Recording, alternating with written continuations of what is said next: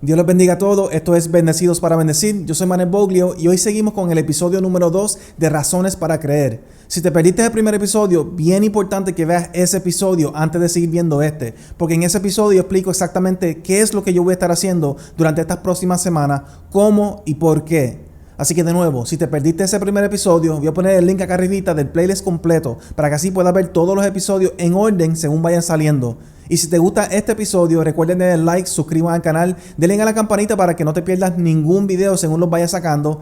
Y comentan, debajo de este video, comentan, déjenme saber lo que piensas sobre este tema o cualquier otro tema que te gustaría verme, ¿verdad? Escucharme hablar en algún momento dado. Gracias a todos por el apoyo. Y nada, sin más preámbulos, vamos entonces a Razones para Creer en Dios, parte 2, el argumento cosmológico. Y lo primero que quiero resaltar sobre el argumento cosmológico es que existen diferentes versiones. Existen diferentes versiones del argumento cosmológico. Y la versión que yo voy a estar presentando aquí hoy es la versión de William Lane Craig, que es un filósofo cristiano, uno de los mejores defensores de la fe de los últimos 20 o 30 años. Y su versión se llama el argumento cosmológico Kalam.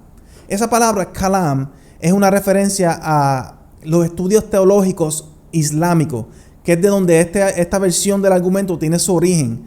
Y eso me lleva entonces al primer punto importante que quiero enfatizar aquí sobre el argumento cosmológico.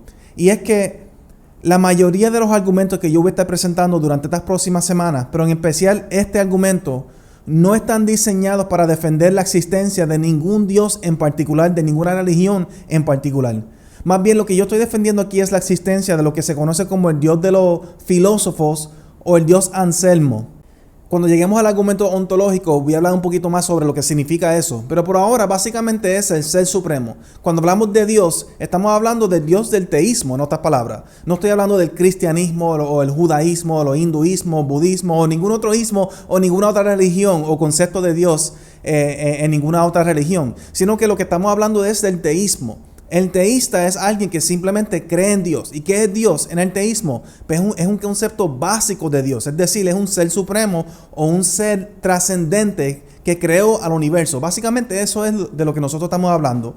Ahora, volviendo al argumento. Antes de presentarlo formalmente, yo creo que es bien importante definirlo. ¿Qué significa un argumento cosmológico? Y creo que la palabra clave claramente es esta. Cosmológico. ¿Qué significa esa palabra? Porque yo creo que todos tenemos un concepto básico de lo que significa un argumento. Cuando yo les digo que yo voy a presentar un argumento a favor o en contra de algo, todos entendemos más o menos lo que yo estoy queriendo decir. Pero ¿qué significa cosmológico? ¿Qué es un argumento cosmológico? Y la parte clave de esta palabra es al principio, cosmo, que en realidad es cosmos. Y de cosmos es de donde nosotros sacamos la palabra cosmología. Y ahí me imagino que están viendo la conexión, ¿verdad? Cosmología, cosmológico. Así que el cosmológico sale de estas palabras. ¿Pero qué significan estas palabras? Pues cosmos es la palabra griega para universo. Así que simplemente es para referirse al universo. Todo lo que nosotros entendemos que es parte del universo, eso es el cosmos. Mientras que cosmología entonces es el estudio del origen del universo. El origen y el desarrollo del universo, pero específicamente el origen del universo. Un argumento cosmológico, entonces, es un argumento basado en el origen del universo. Eso es lo que significa esto. Es un argumento para la existencia de Dios basado en el origen del universo. Vamos entonces a presentar formalmente el argumento cosmológico. Y dice así. Número 1. Todo lo que comienza a existir tiene una causa. Número 2. El universo comenzó a existir. Por lo tanto, número 3, el universo tiene una causa. Y eso es todo. Eso es el argumento cosmológico. Bien básico, bien sencillo, bien fácil de entender y de aprender. Si te perdiste de nuevo el primer episodio, cuando yo hablo sobre lo que es el argumento, lo que es un argumento deductivo, yo sugiero que le pongas pausa a este video. Vayas a ese video, yo voy a poner el link debajo de este video, que te va a llevar exactamente al momento en ese video donde yo hablo sobre lo que es un argumento deductivo. Ve a ese video, ve esa parte del video y regresa aquí para que puedas entender la fuerza y la explicación de lo que significa este tipo de argumento. Pero volvemos, este es el argumento cosmológico. Todo lo que comienza a existir tiene una causa, el universo comenzó a existir, por lo tanto el universo tiene una causa. Vemos que entonces tiene dos premisas y de ser cierta esas dos premisas, la conclusión es necesariamente cierta también. Yo entiendo que este argumento, la verdad de este argumento es tan clara, es tan aparente, es tan obvia, que si no fuera por el contexto de Dios, si no lo tuviéramos usando para intentar demostrar la existencia de Dios, yo creo que la gran mayoría de las personas no tendrían ningún problema en aceptarlo. La gran mayoría de las personas no tendrían ningún problema en aceptar este argumento si no fuera por su relación con la existencia de Dios. Pero, como lo estamos usando para defender la existencia de Dios, pues naturalmente va a haber un poco de resistencia. Por lo tanto, es necesario, es importante ir premisa por premisa y ofrecer razones adicionales de por qué cada premisa es cierta. Y eso es lo que vamos a estar haciendo ahora. Comenzando por la primera premisa, que dice: todo lo que comienza a existir tiene una causa. Esta premisa no está diciendo nada controversial. Realmente de lo único que yo estoy hablando aquí es de la ley de causa y efecto, nada más. Y como dije ahorita, si no fuera por su relación con la existencia de Dios, la gran mayoría de las personas no tendrían ningún problema con aceptar eso. La ley de causa y efecto es algo que está increíblemente engranado en nuestro día a día, y yo voy a profundizar un poquito más sobre eso ya mismo. La fuerza de esta primera premisa es precisamente eso, que es evidente por sí misma. ¿Qué significa eso? ¿Qué significa cuando algo es evidente por sí mismo? Pues básicamente lo que quiere decir es que su verdad es clara, es obvia, es aparente. No requiere evidencia contundente externa para demostrar que es verdad. Es algo que una vez tú lo entiendes, dice, sí, eso es cierto. Y la ley de causa y efecto es eso. Es algo que es evidente por sí misma. Por ejemplo, la afirmación yo existo. Este es otro ejemplo de algo que es evidente por sí mismo. Yo existo. Yo sé que yo existo, yo no necesito y no creo que es posible buscar evidencia externa contundente para demostrarme a mí mismo que yo existo. No, yo sé que yo existo porque estoy aquí para decirlo, estoy aquí para creerlo, estoy en este momento hablando frente a una cámara. Así que la afirmación yo existo es algo que es evidente por sí mismo. Ahora, algunos posiblemente dirán, no, pero es que es posible que eso no sea cierto. Es posible que este mundo en que nosotros vivimos es una ilusión. Nosotros no podemos confiar en nuestra percepción o nuestro sentido de la realidad. O es posible que si estamos en algo como un Matrix, todos estamos conectados a una computadora y todo lo que estamos viendo es simplemente un producto de esa programación de la computadora. O es posible que vamos a decir que exista un ser superior, alguien que creó el universo o algo así, a Dios. Es posible que nosotros existamos en la mente de Dios, que ese ser quizás está pensando o está soñando y en el momento que deja de soñar, todo esto va a dejar de existir. Todo eso es posible, así que no podemos confiar en la afirmación de que yo existo. El problema con ese tipo de respuesta es que la afirmación de que yo existo es tan evidente para mí que para poder refutarla requiere evidencia increíblemente contundente. O sea, para poder refutar algo que es evidente por sí mismo requiere evidencia increíblemente contundente. Tan contundente como para ponerme a dudar de mis propios sentidos y de mi propia percepción de la realidad. Entonces, si se lograse, que no creo que eso es posible, pero si se lograse encontrar tal evidencia, poniendo en duda entonces mi percepción de mi existencia y de la realidad, entonces el resultado es que yo no puedo ni tan siquiera confiar en la evidencia. Cualquier evidencia que tú me presentes necesariamente tiene que pasar por el filtro de mi existencia o de mi percepción o de mi sentido, de mi realidad. No hay otra forma de analizar la evidencia. Por lo tanto, la evidencia asume mi existencia y asume mi capacidad para percibirla correctamente. Pero si la evidencia demuestra que no es así, entonces yo no puedo confiar en la evidencia. Y esto entonces me lleva, el punto de esto es que cuando tú intentas refutar algo que es evidente por sí mismo, estás rayando en lo absurdo. Estás rayando en lo absurdo porque requiere que tú ignores o rechaces aquello que está engranado en tu realidad de día a día. Y la ley de causa y efecto es algo así. En negar la ley de causa y efecto es rayar en lo absurdo. Y se lo voy a demostrar ahora mismo. Como evidencia de que esto es así, que esto es algo que es evidente por sí mismo, o más bien que negarlo es rayar en lo absurdo. Fíjense cuán engranado está la ley de causa y efecto en nuestras vidas. Número 1, nuestra intuición. Negar la ley de causa y efecto requiere negar nuestra intuición, es decir, nuestro sentido común. Nosotros cuando hablamos de la ley de causa y efecto es algo que comprendemos y aceptamos como verdad instintivamente. Sí, tiene sentido que todo efecto tiene su causa. Tiene sentido que todo lo que comienza a existir tiene una causa. Así que nuestra intuición nos confirma la verdad de la ley de causa y efecto, y negarla entonces sería negar nuestra intuición y nuestro sentido común. Número 2, nuestra experiencia. O sea, nuestra experiencia de día a día confirma la ley de causa y efecto. ¿Por qué? Porque cuando miramos a nuestro alrededor, nosotros no vemos nada que surge de la nada, sin causa, sin explicación. Todo lo que nosotros vemos y experimentamos día a día, tiene una causa si comenzó a existir. Así que la ley de causa y efecto es algo que está engranado en nuestra propia experiencia. Negarla entonces sería necesario negar nuestra experiencia, la validez de nuestra propia experiencia. Y número 3, ya que muchos no creyentes o ateos les gusta afirmar lo que es la fuerza o la validez de la ciencia, fíjense que la ley de causa y efecto es uno de los fundamentos de la ciencia también. La ley de causa y efecto es necesario para poder llevar a cabo la ciencia. ¿Por qué? Porque uno de los propósitos principales de la ciencia es precisamente buscarle causa o explicación a las cosas, es entenderlas. Pero si negamos la ley de causa y efecto, entonces estamos eliminando uno de esos fundamentos. Estamos diciendo que no hay necesidad de hacer la ciencia. No hay por qué buscarle causa o explicación a las cosas, porque podemos simplemente aceptar que son y ya. Entonces eso es problemático por muchas razones, pero una de ellas, para usar un ejemplo relevante o pertinente en este momento, la pandemia o las enfermedades en general. La razón por la cual la ciencia busca causas de las enfermedades como el COVID que estamos viviendo en este momento es porque precisamente asumen que hay una causa. La razón por la cual la ciencia busca explicaciones y causas a todo es porque asume la verdad de la ley de causa y efecto. Pero entonces, ¿cuál sería el problema con negar la ley de causa y efecto? Pues entonces no implica que en cuanto a las enfermedades o el COVID, no es necesario intentar buscarle una causa. ¿Por qué? Porque simplemente no aceptamos que el COVID apareció y ya. Que las enfermedades simplemente aparecen y ya. Pues eso es problemático porque, número 1, si no asumes la ley de causa y efecto en cuanto a las enfermedades y otros temas, pues entonces no le vas a encontrar nunca la causa. Y si nunca le encuentras la causa, no vas a poder encontrarle la solución, la cura a las enfermedades. Así que fíjense que la ley de causa y efecto es necesaria para poder encontrar la cura a las enfermedades. La ley de causa y efecto entonces es algo que la ciencia asume y requiere para poder funcionar.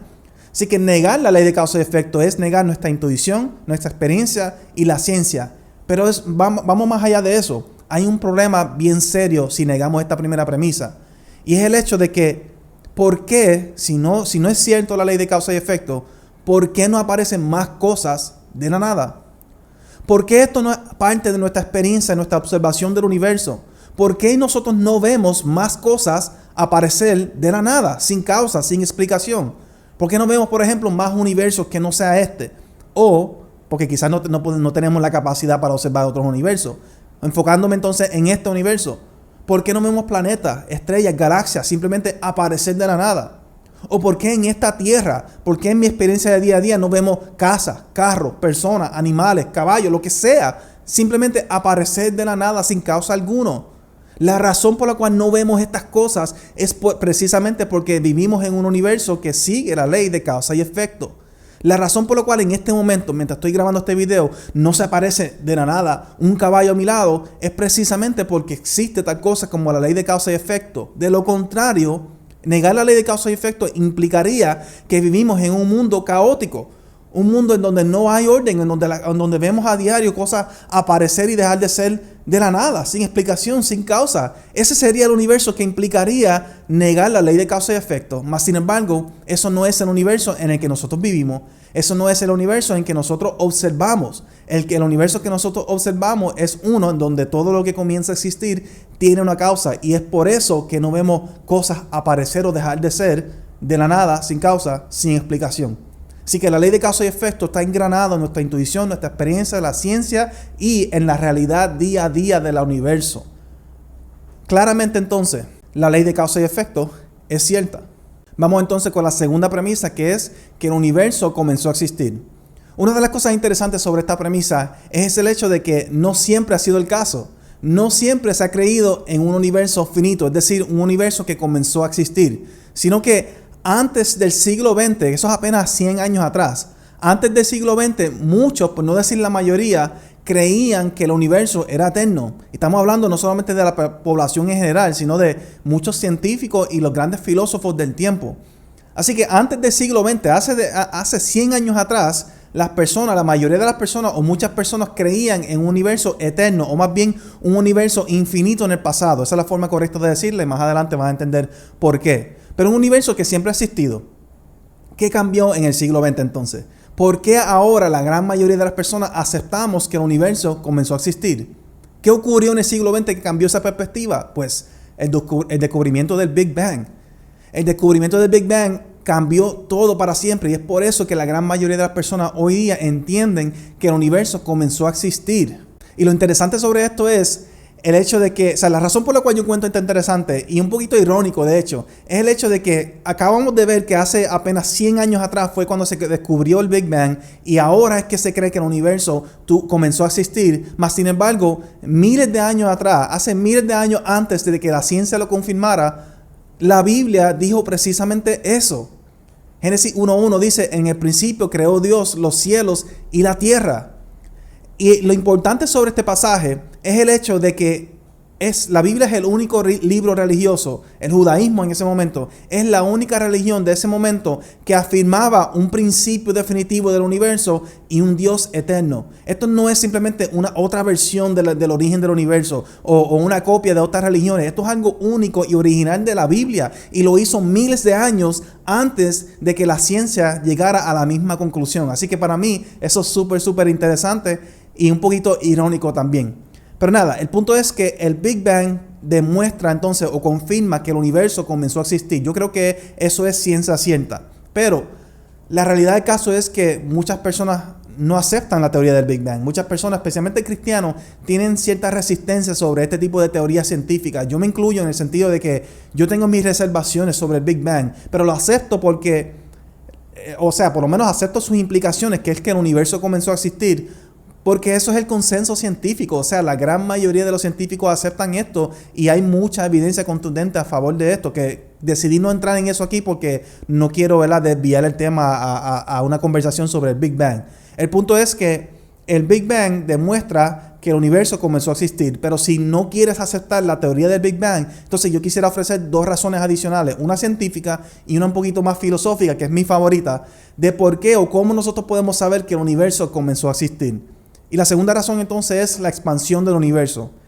En realidad la expansión del universo es evidencia del Big Bang, pero yo lo decidí incluir aparte porque en teoría podríamos tener una expansión del universo sin necesariamente la teoría del Big Bang. Así que por eso yo lo incluí como razones aparte. La expansión del universo implica que el universo comenzó a existir. En el 1929, Edwin Hubble, un astrónomo, fue la primera persona en poder observar directamente a través de su gran telescopio la expansión del universo. Literalmente a través de este telescopio, él podía ver las estrellas y las galaxias alejarse de nosotros. Y eso es interesante porque algunas personas, especialmente cristianos, interpretaron eso como evidencia de que la Tierra es el centro del universo, porque donde quiera que tú mires, observas que las estrellas y las galaxias se están alejando de nosotros. Yo no entiendo exactamente la ciencia detrás de esto, pero la realidad del caso es que hoy día se entiende que eso no es cierto, sino que esto es un fenómeno donde quiera que tú estés en el universo, en cualquier planeta que tú estés, y miras hacia afuera, hacia el espacio, vas a observar ese fenómeno, vas a observar las estrellas y las galaxias alejándose de nosotros. ¿Por qué? Porque el universo está en constante expansión. Siempre ha estado en expansión desde su origen, básicamente. Ahora bien, no necesitamos ser científicos ni tener estos grandes telescopios para poder observar la expansión del universo. Esto es algo que tú y yo podemos observar con nuestros propios ojos. Si alguna vez tú has mirado al cielo de noche y has visto que ciertas estrellas se ven rojas, eso es lo que se conoce como el redshift o el cambio rojo. Y de nuevo, yo no soy un científico, así que yo no voy a entrar en detalles sobre estas teorías científicas y por qué ocurre esto o lo otro. Pero sí les puedo decir que básicamente el redshift lo que implica es que la luz, o lo que afirma es que la luz existe en un espectro. Entonces, dependiendo de dónde se encuentre en el espectro, nosotros lo percibimos de ciertos colores. El redshift ocurre cuando la luz se estira porque se está alejando de nosotros de tal manera que pasa al lado rojo del espectro. Por lo tanto, cuando tú miras al cielo y ves las estrellas rojas, Literalmente estamos observando las estrellas alejándose de nosotros. En ese momento, literalmente, nosotros estamos observando la expansión del universo. La expansión del universo es un hecho científico. Pero ¿qué tiene que ver la expansión del universo con el origen del universo? Con la segunda premisa de que el universo comenzó a existir. Pues imagínense una bomba. Obviamente no tienen que imaginarla porque se la estoy demostrando ahí, ¿verdad?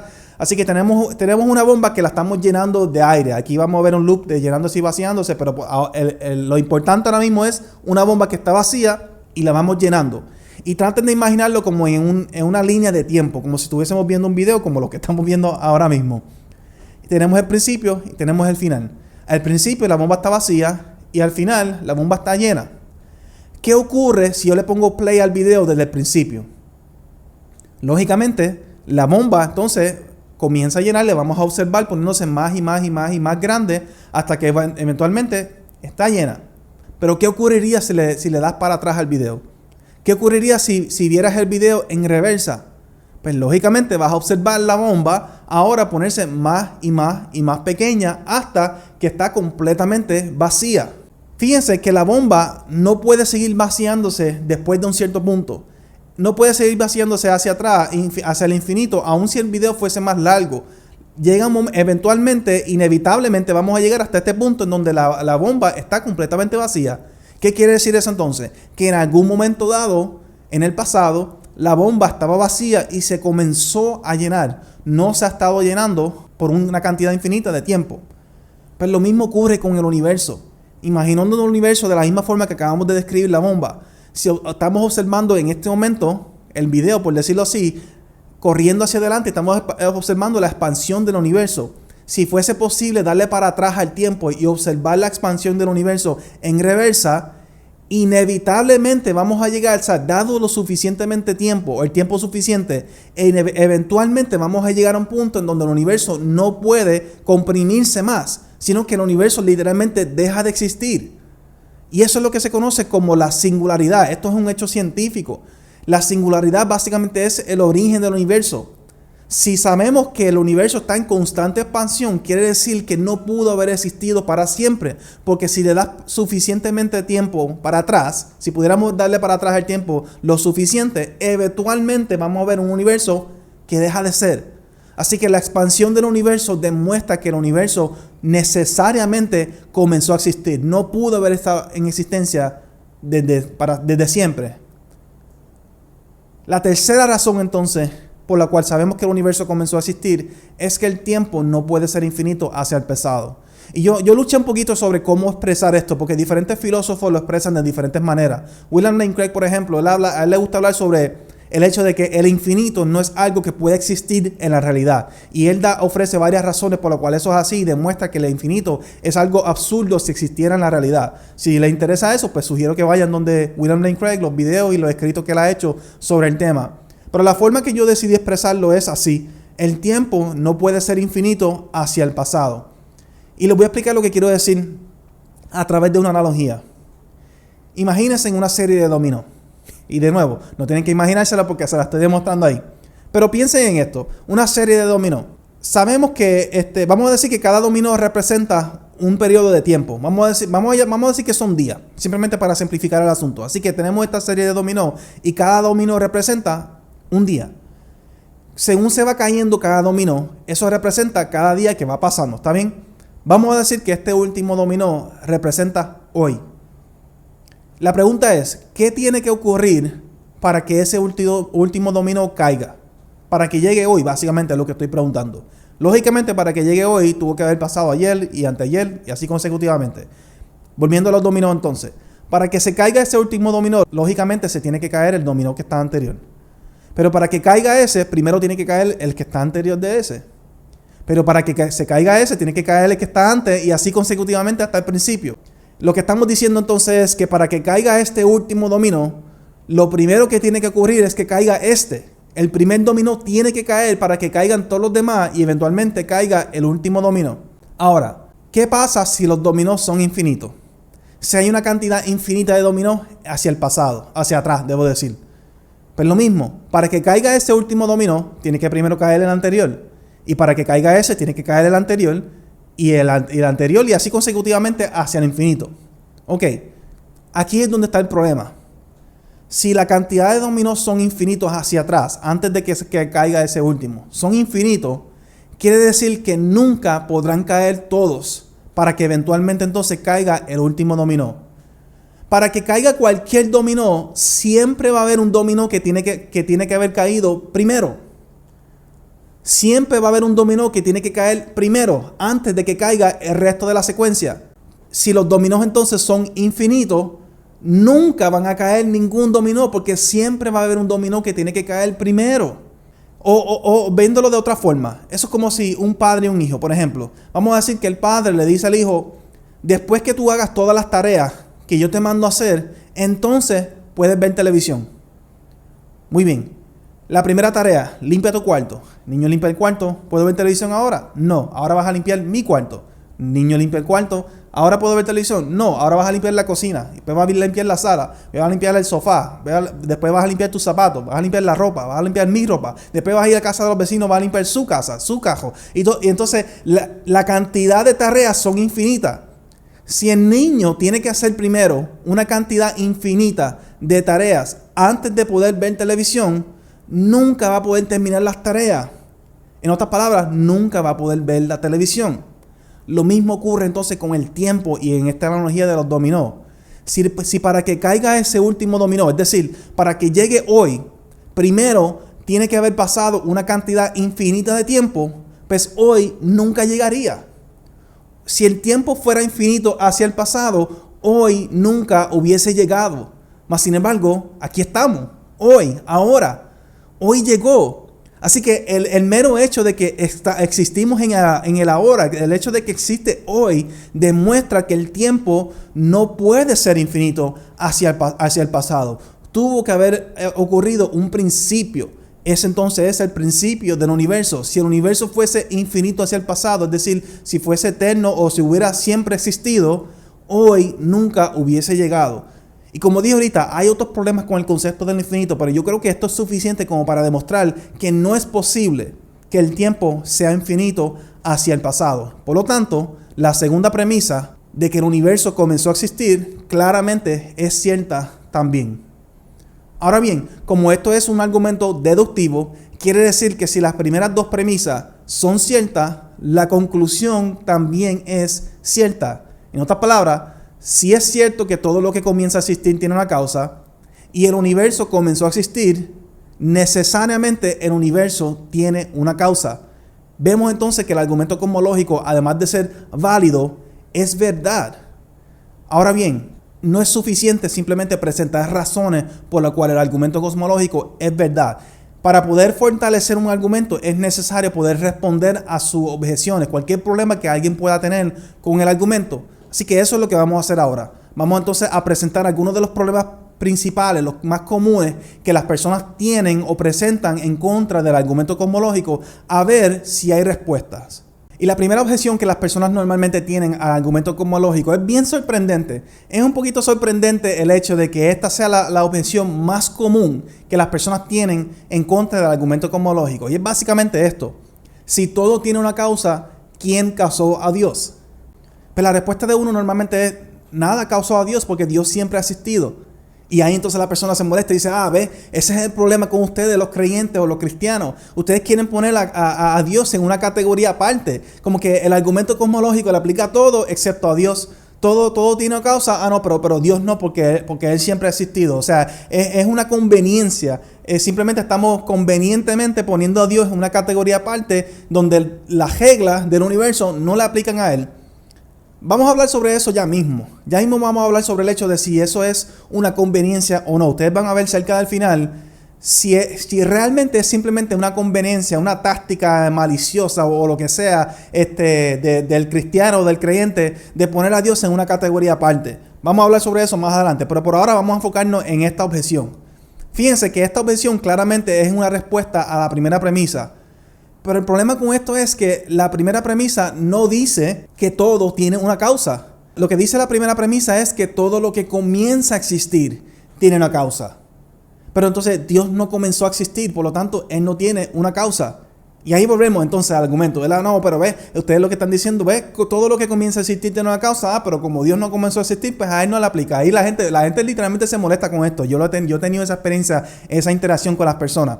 Y de nuevo, vamos a hablar sobre eso ya mismo, pero por ahora el punto es que esta primera objeción claramente no es válida, no aplica al argumento cosmológico, porque el argumento cosmológico no afirma que todo tiene una causa. Lo que dice es que todo lo que comienza a existir tiene una causa. Y aquí la persona dice, ok, está bien, Dios no tiene una causa. Pues entonces, vamos a decir que el universo no tiene una causa, entonces tampoco.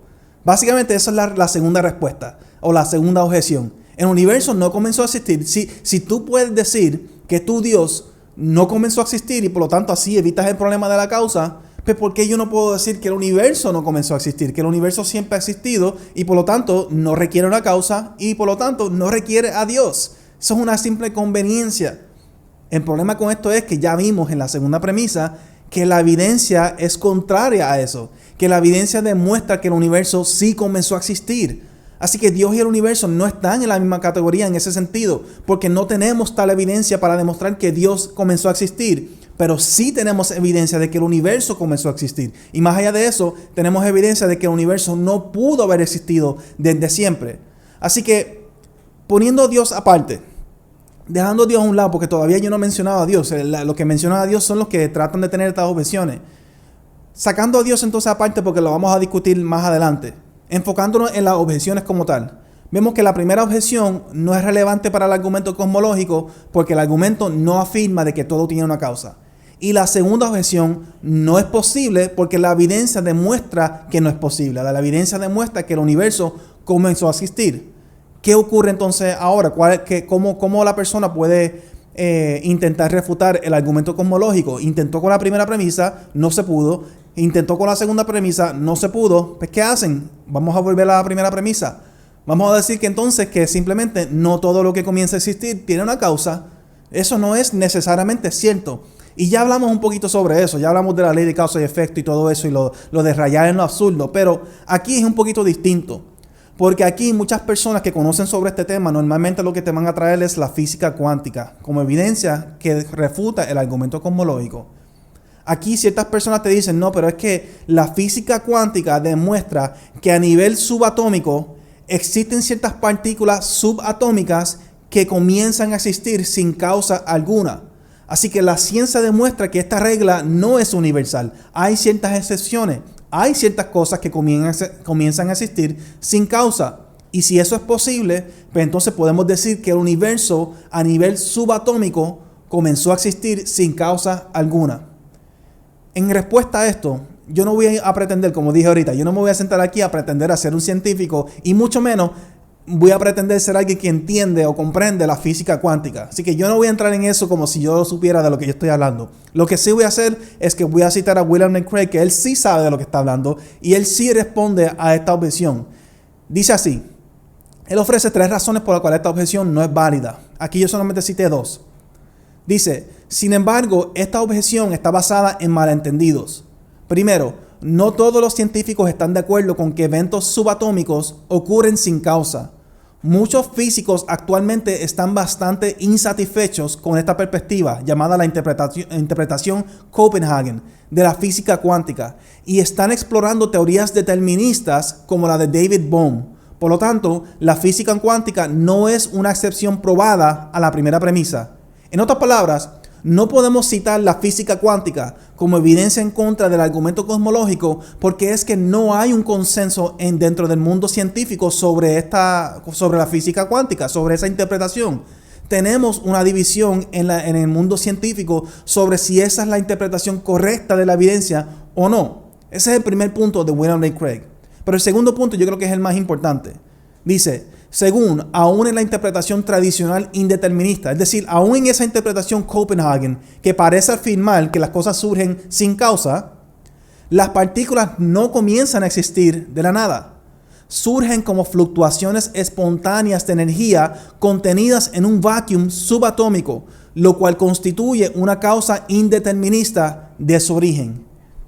En otras palabras, lo que Craig está diciendo aquí que aún en esa interpretación Copenhagen, la realidad del caso es que estas partículas subatómicas no surgen sin causa, sino que son fluctuaciones de energía contenidas en un vacuum subatómico. Y ese vacuum subatómico es lo que constituye la causa. O sea que sí existe una causa, simplemente que la causa no es determinista. Eso es lo único que dice la física cuántica. Así que si quieren leer un poquito más sobre eso, pueden buscar ahí, puse la cita, Reasonable Faith, las páginas 114 a 115. Él ofrece una tercera razón que yo decidí no citar aquí. Pero el punto es que claramente entonces esta tercera objeción, aun si fuese válida, las implicaciones de la física cuántica no refutan el argumento cosmológico. Pero la realidad del caso es que no hay un consenso si esa es la interpretación correcta o no. Así que no se puede utilizar como una objeción al argumento cosmológico, por lo menos en este momento. Eso nos lleva entonces a la cuarta y última por ahora objeción al argumento cosmológico. Y es que, está bien, no podemos refutar la primera premisa, no podemos refutar la segunda premisa, el argumento es válido, el argumento es cierto. Habiendo dicho eso, ¿qué tiene que ver esto con Dios? O sea, lo único que implica el argumento cosmológico es que el universo tiene una causa y que esa causa es eterna. Y ya mismo van a ver por qué esa causa tiene que ser eterna, pero por ahora vamos a asumirlo. Lo único que implica el argumento cosmológico es que el universo requiere una causa eterna, nada más. No hay nada ahí que implica que tiene que ser Dios. Y normalmente la alternativa que la gente presenta a Dios es la energía. ¿Por qué la energía? Porque la primera ley de termodinámica dice que la energía no puede ser creada ni destruida. Así que no necesitamos nada más. Lo único que necesitamos para el origen del universo es energía. Y de hecho eso es lo que dice la teoría del Big Bang, que era una bola de energía al tamaño de golf que existió por una cantidad, ¿verdad? Desde la eternidad y de repente explotó y se creó entonces el resto del universo o el universo. Así que estas personas te van a decir, no tiene que ser Dios, simplemente necesitamos una causa y esa causa pudo haber sido la energía. Y más adelante, ya mismo vamos a discutir, ¿verdad? Vamos a tratar de responder a eso sobre si la energía es una causa potencial del universo o no. Y yo voy a responder a eso, voy a demostrar que la energía no puede ser la causa del universo. Pero por ahora vamos a enfocarnos en la objeción como tal. ¿Qué tiene que ver esto con Dios? Y lo que tiene que ver esto con Dios lo sabemos a través de la inferencia. En otras palabras, en base del argumento cosmológico, pero más importante aún, en base de lo que conocemos sobre el universo, nosotros podemos hacer ciertas inferencias sobre la naturaleza de la causa del universo. Y antes de continuar, quiero hacer un pequeño paréntesis. La inferencia es un método de razonamiento perfectamente aceptable. Y no solamente es aceptable, es necesario. La inferencia se utiliza en la ciencia, en la filosofía y en nuestro día a día. No voy a gastar tiempo discutiendo lo que es la inferencia y justificarla ni nada de eso y dándole ejemplo, pero el punto es que la inferencia es completamente razonable, es algo que nosotros usamos de día a día. Así que en base de la inferencia, y como van a ver ya mismo también, estas inferencias son lógicas. O sea, no es que estamos estirando el chicle, no estamos diciendo, asumiendo ciertas cosas, sino que en base de lo que conocemos sobre el universo, hay ciertas características necesarias de la primera causa del universo. ¿Cuáles son estas inferencias? Pues vamos a imaginar que esto es el universo. La primera inferencia que nosotros podemos hacer sobre la causa del universo es que la causa no puede ser parte del universo. La X aquí representa la primera causa. La primera causa no puede ser parte del universo. ¿Por qué? Porque ya vimos que el universo comenzó a existir. Y si el universo comenzó a existir y la causa del universo es parte del universo, eso implica entonces que la primera causa comenzó a existir también. Entonces, si la primera causa comenzó a existir, quiere decir que la primera causa requiere una causa. Entonces, si esa causa es parte del universo, también requiere una causa. Y eso requiere una causa. Y así consecutivamente hasta el infinito. Y eso es lo que se conoce como lo que es un regreso infinito, que es algo que tenemos que tratar de evitar. Esto es algo absurdo. Nosotros no podemos tener una cantidad infinita de causas hacia atrás, porque pasa lo mismo con lo que hablamos ahorita sobre los dominó. Nunca llegaríamos a la primera causa, nunca llegaríamos entonces al principio, al origen del universo. No podemos tener entonces un regreso infinito. La causa del universo entonces no puede ser parte del universo. Y más allá de eso, es sentido común que la primera causa no puede ser parte del universo, porque eso es como decir, hablando de un pintor, por ejemplo, si yo hago una pintura, claramente yo existo aparte y antes de la pintura. Si una madre, por ejemplo, da a luz a un hijo o a una hija, claramente la madre es una persona que existe antes y de manera independiente a su hijo o hija. No es parte del hijo o de la hija. El creador no es parte de la creación. Es así de sencillo. Así que si la causa es lo que causó el universo, entonces lógicamente no puede ser parte del universo, porque el universo no siempre ha existido. Así que para mí es sentido común. La primera inferencia es que la primera causa del universo es trascendente, es decir, trasciende el universo. Muy bien. La segunda inferencia que podemos hacer sobre la primera causa es que es necesaria. ¿Por qué es necesaria? Porque si no existiera, el universo tampoco existiría. El hecho de que el universo existe, y que no ha siempre existido, ese es el argumento cosmológico, el hecho de que el universo existe requiere una primera causa. Así que esta primera causa tiene que existir necesariamente. Tercera inferencia, es eterna. Y esta es la parte bien importante. Ahorita hablamos sobre si es una mera conveniencia decir que Dios es eterno. Si estamos simplemente tratando de evitar el problema, poniendo a Dios en una categoría aparte, etc. Pues aquí estamos viendo que la primera causa necesariamente es eterna. ¿Por qué? Por dos razones. Una de ellas es más fuerte que la otra. Pero voy a dar la más débil primero. El universo se compone de materia, energía, tiempo y espacio. Quiere decir entonces que si la primera causa, existe fuera del universo, pues entonces esa primera causa existe fuera de la materia, energía, tiempo y espacio. En otras palabras, no es parte de eso y no puede estar limitado por eso.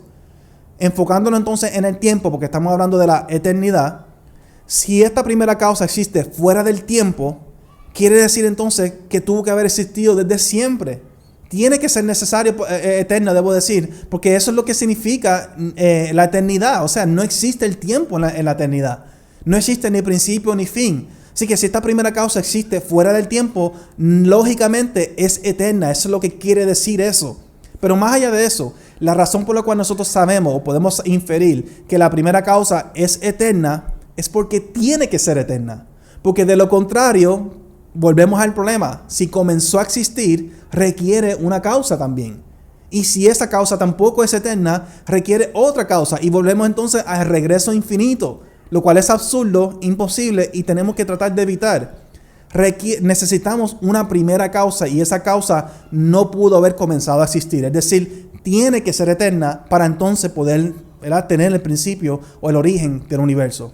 Por eso entonces podemos ver que si esta causa es Dios, que todavía no hemos concluido eso, pero si esta causa es Dios, pues necesariamente Dios es eterno. No por conveniencia, no porque lo estamos simplemente poniendo a Dios en una categoría aparte. No, es porque la primera causa necesariamente, lógicamente, tiene que ser eterna. Cuarto, es inmaterial, por la misma razón que acabamos de describir. Porque como la primera causa existe fuera del universo, fuera de la materia, pues entonces es inmaterial. No puede ser materia porque es la causa creó a la materia.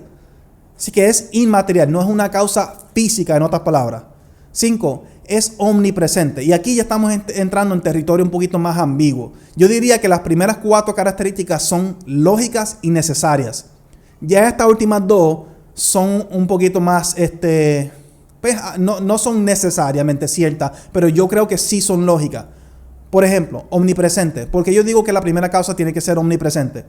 Pues porque la razón por la cual nosotros como seres humanos, por ejemplo, no podemos ser omnipresentes, no puedo existir en todo tiempo, en todo lugar, es porque, número 1, existo en el universo y como soy parte del universo, soy un ente material, soy físico. Y como soy un ser físico, entonces estoy limitado por el tiempo y el espacio. Yo como ser humano no puedo existir en el ayer, en el mañana y en el hoy a la misma vez. Yo solamente puedo existir ahora. Y no puedo existir en más de un lugar a la misma vez porque como soy un ser físico, solamente puedo existir aquí, en este lugar, en este momento. Pero si la primera causa existe fuera del universo y por lo tanto existe fuera de la materia, el tiempo y el espacio, quiere decir que no tiene ese límite. La primera causa no puede estar limitada a un lugar y a un tiempo porque es que no existe tiempo y espacio en el lugar, entre comillas, en donde existe esta primera causa. Así que la primera causa yo diría que necesariamente tiene que existir en todo lugar, en todo momento, porque no está limitada por la materia, el tiempo y el espacio. 6. Tiene que ser bastante poderosa. Ya aquí no podemos decir que es omnipotente, pero como mínimo podríamos inferir que es bastante poderosa, lo suficientemente potente como para crear el universo de la nada. Si esta primera causa creó al universo o causó el universo de la nada, claramente es bastante potente o poderosa. Así que tenemos aquí 6 características que yo creo que son bastante lógicas, 4 de ellas que yo diría que son necesarias y 2 de ellas que son inferencias bastante razonables de la naturaleza de la primera causa del universo. Pero todavía no necesariamente estamos describiendo a Dios. Porque yo diría, ¿verdad? Ahorita estamos hablando del Dios del teísmo, es un concepto básico de Dios. Claramente estas 6 características describen a ese Dios. Claramente cuando decimos que la primera causa, lo que causó el universo, es trascendente, necesaria, eterna, inmaterial, omnipresente y poderosa, tú describes a cualquier persona esas 6 características y te van a decir, estás hablando de Dios. Así que para mí, lógicamente estamos hablando de Dios aquí. Pero en teoría, podrían haber personas que digan, no, pero es que todavía podríamos estar hablando de la energía. Es posible que la energía contenga esos atributos, que sea trascendente, necesaria, etc. Así que todavía no amerita necesariamente llamarle Dios. Falta una característica todavía que yo diría que es esencial para cuando estamos hablando de Dios, para entonces poder decir que la primera causa o la causa del universo es Dios. ¿Y cuál es esa característica? No la voy a revelar todavía. Para eso primero tenemos que volver a las objeciones. Quiero volver a las objeciones por varias razones. Primero, aquí es donde nos encontramos con la objeción sobre la energía, que es lo que vamos a responder ya mismo. ¿Se recuerdan? Ahorita yo dije que la alternativa a Dios que las personas normalmente presentan es la energía. ¿Podrá ser entonces la energía la causa del universo? Para poder responder a eso, contestar a esa pregunta, tenemos que presentar primero otra objeción. Y mi respuesta a esa última objeción va a demostrar que la energía no puede ser la causa del universo y nos va a revelar esa última característica que va a confirmar entonces que en efecto estamos hablando de Dios.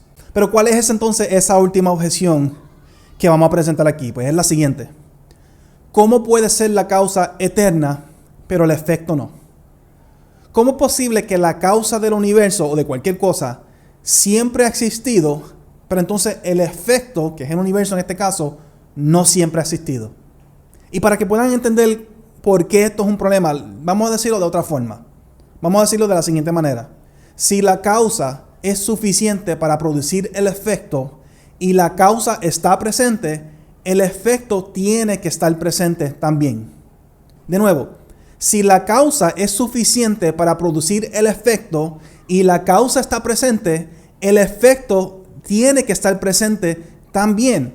O sea, no tiene sentido si la causa es suficiente para producir el efecto. No tiene sentido que la causa siempre ha existido, pero entonces el efecto no. Y para que puedan entender un poquito más por qué esto es un problema y por qué esto es cierto lo que acabo de decir, piensen en lo siguiente. Imagínense un lago, como el que acabo de demostrar aquí.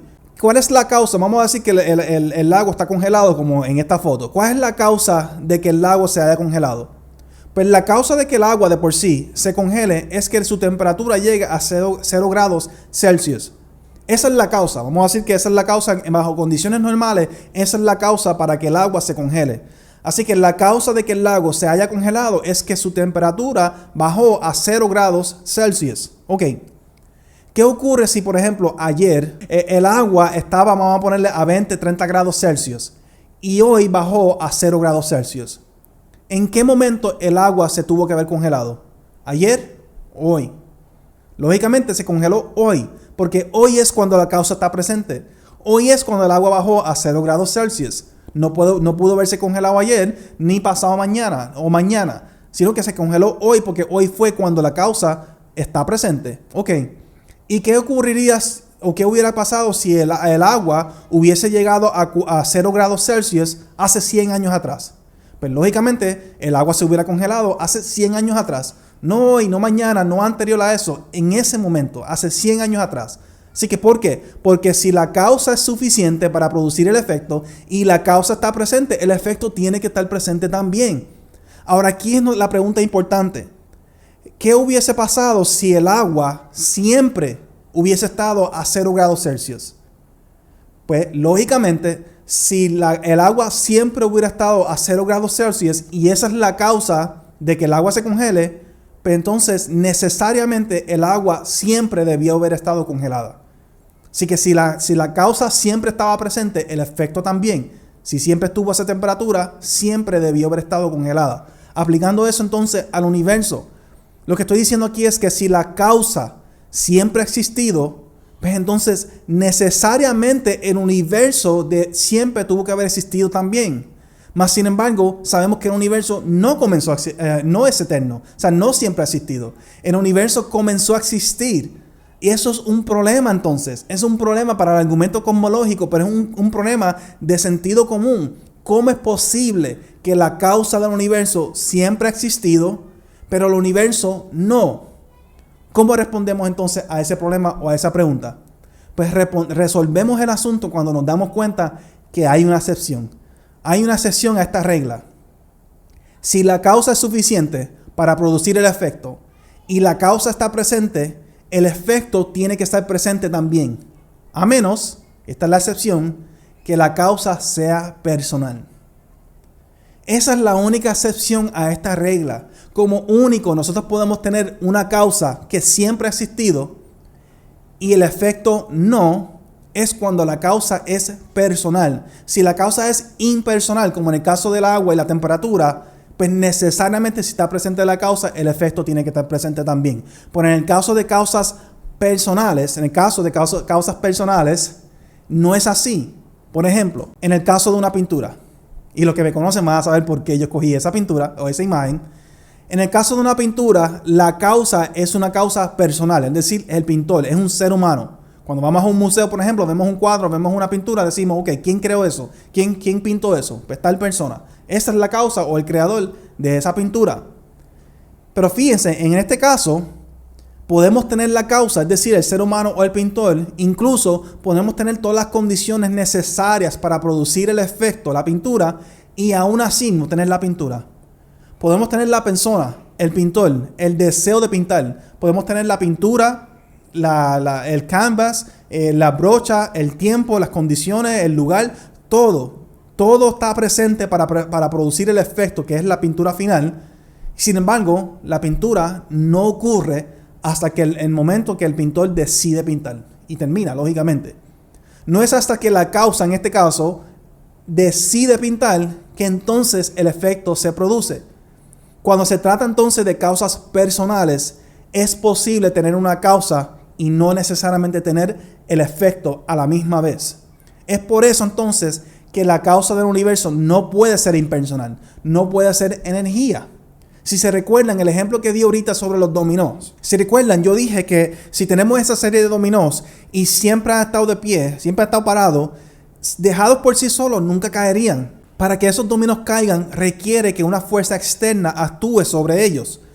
Así que si estos dominós, por ejemplo, hubiesen estado presentes, hubiesen estado parados por una eternidad, esos dominós continuarían parados por el resto de la eternidad. Nunca caerían por sí solos.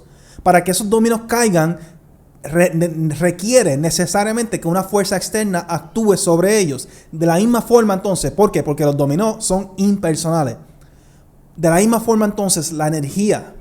Si es cierto lo que la ciencia dice, que la energía siempre ha existido y existió en ese estado de la bolita del golf, por una eternidad, desde siempre, entonces, dejada a sí misma, por sí sola, esa bola de energía se supone que nunca haya cambiado de estado. O sea, no es posible que si esa bola de energía existió por una eternidad, en un estado que de repente la bola de energía explote y cree al universo. Eso sencillamente no es posible. Aparte de que trae el problema que estamos hablando aquí, que cómo es posible que si la causa existe desde siempre, el efecto no. Eso, entonces, algunas personas utilizan ese argumento para demostrar que entonces aceptan el Big Bang. Muchos cristianos dicen, ok, vamos a aceptar el Big Bang, pero el Big Bang, el que hizo la explosión, el que es necesario para que ocurriera el Big Bang, es Dios. Así que las personas dicen eso porque si esa bola de energía ha existido por una eternidad, pues requiere una fuerza externa para provocar ese Big Bang. Yo no estoy argumentando eso aquí ahora. Eso no es mi punto. Mi punto es que si la causa es impersonal, como lo es la energía, no es posible que tenemos la causa y no el efecto. Pero sin embargo, sabemos que supuestamente, según la ciencia, la energía siempre ha existido, pero entonces el efecto no, el universo no. Por eso es que la causa del universo no puede ser impersonal como la energía. Porque vimos aquí que la causa necesariamente es eterna, mas sin embargo el universo comenzó a existir. Como único resolvemos el asunto entonces es si esa causa es personal. Y ahí vamos en ese atributo final. La causa del universo necesariamente es personal, porque es como único explicamos que tenemos una causa eterna y un universo finito que comenzó a existir. ¿Cómo esta causa existió por una eternidad sin crear o causar el universo y de repente creó el universo? Sencillamente decidió crear el universo en ese momento, no antes, no después. Es la única explicación a cómo podemos tener una causa eterna y un universo que comenzó a existir. Es si esta causa es trascendente, necesaria, eterna, inmaterial, omnipresente, poderosa y personal. Y con eso entonces podemos concluir lo siguiente. Todo lo que comienza a existir tiene una causa. El universo comenzó a existir. Por lo tanto, el universo tiene una causa. Y en base de las inferencias podemos decir, esa causa claramente es Dios.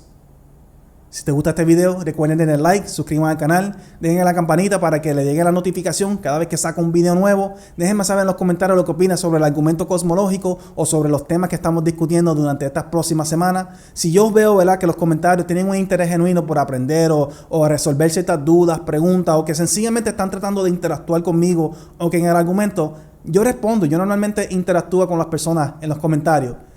Cuando único no respondo o simplemente dejo las conversaciones a mitad, es cuando yo veo que el interés no es genuino. Cuando yo veo que la actitud es simplemente de pelear o de refutar o lo que sea. Si yo observo eso, créeme que yo no voy a interactuar contigo. Pero si muestras un interés genuino por interactuar con el argumento o resolver dudas o lo que sea, si tienes alguna objeción que yo no presenté aquí o una respuesta a algo que yo dije aquí, déjeme saber y yo hago lo mejor posible para interactuar contigo. Eso es parte de esto, crear una comunidad de fe donde podemos hablar y conversar sobre este tipo de tema. Así que nada, de nuevo, denle like, suscriban al canal, la campanita. Gracias a todos por el apoyo. La semana que viene vamos a estar hablando sobre el argumento moral, que es mi argumento favorito. Así que estoy ansioso para que llegue ese momento. Y nada, hasta la próxima. Dios los bendiga.